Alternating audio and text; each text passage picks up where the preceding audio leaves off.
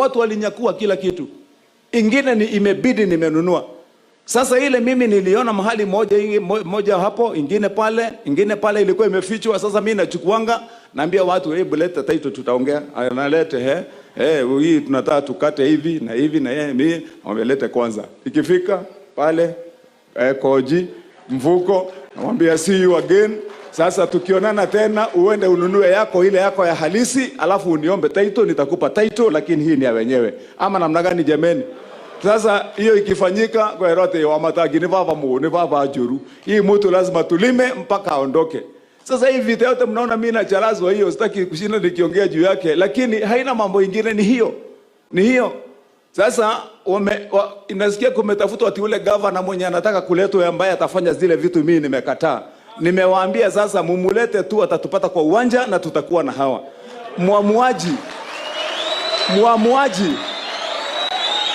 Muamuaji wa vile itakavyokana ni nani atakalia kiti, sio wenye wako ofisi na sio wenye wako na mabunduki na sio wenye wako na kalamu kubwa na sio wenye wamekata kwa makoti, ni hawa watu wenye wamekaa hapa chini. Hao ndio wenye kuamua.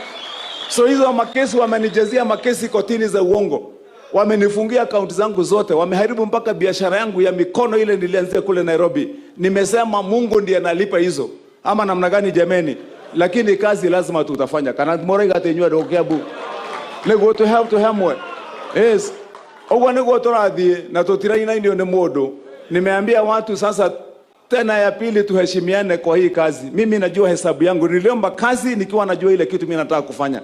Niliomba kazi nikaambia wana Kiambu nikiwa nimebeba kitabu inaitwa manifesto ya Wamatangi ya kwamba hii kazi 1 2 3 4 mpaka namba 8 ndio nataka kufanya, na nilikuwa nimepiga hesabu mpaka ya masaa mpaka ya masiku.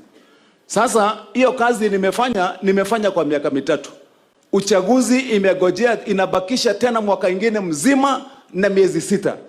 Nimeambia watu muache hapa kuja kuniwekea vikwazo nini ati lazima niingie kwa chama kwanza, siingii kwa chama kwanza, ninamaliza kazi kwanza. Nikimaliza kazi kwanza alafu sasa ndio tutaenda kwa chama. Na mimi sitaenda kuinda chama wapi ama wapi, nitakaa hapa Kiambu. Kama ni chama inakuja, nyinyi mniambie ni gani mnataka ama namna gani. Yes. Mniambie ni hii, alafu sasa wakikuja ile nyinyi mmesema hiyo ndio tutatembea naye ama namna gani? Kwani mimi najichagua, si nyinyi ndio mnanichaguanga? Nitaenda kivyangu kwenda kusema nataka hivi ama nyinyi ndio mnaniambia vile mnataka? Si ndio mnaniambia? Ndio nimesema mimi kwanza, na ile kitu nitawaonesha peke yake ni alama na ishara na ukweli wa kazi ambayo tumefanya.